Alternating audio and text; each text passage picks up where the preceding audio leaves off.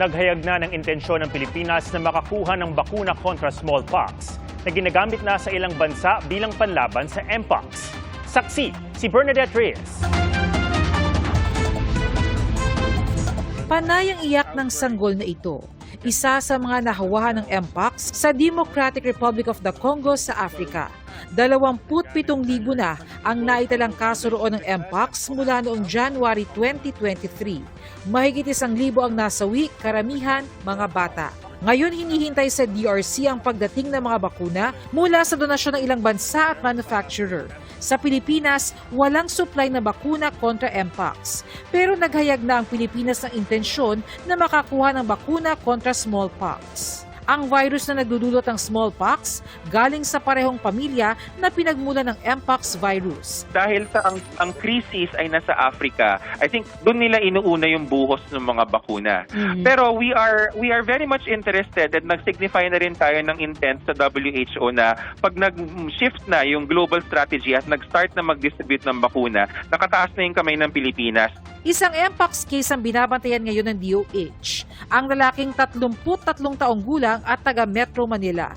Ayon sa Quezon City Epidemiology and Surveillance Unit, sa 28 close contacts na maituturing na type 1 o mas malaki ang tsansang mahawa, nahihirapang makontak ang ilan sa kanila.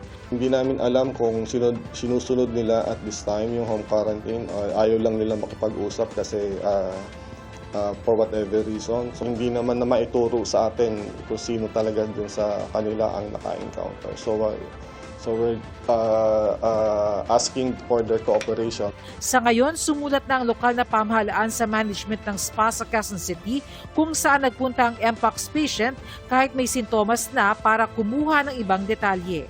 May mga maling impormasyon daw kasi sa listahan na ibinigay sa kanila. Meron lang hindi consistent kasi meron kaming hinahanap pa. Ayon sa Quezon City Epidemiology and Surveillance Unit, matyaga nilang minomonitor ang kondisyon ng mga naging close contact ng 33-year-old na Mpox patient. Mahalaga raw ang pakikipagtulungan ng mga close contacts para maiwasan ang pagkalat ng sakit. Ang Department of Health naman, nagbabalangkas na rin ng guidelines o health protocols para sa mga negosyong may close contact sa mga customer. Kabilang ang mga parlors, barbershop at spa.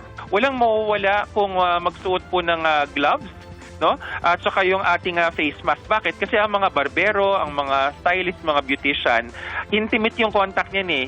Our interest is to continue the business activities while making sure that health is still the main consideration. Para sa GMA Integrated News, Bernadette Reyes ang inyong saksi.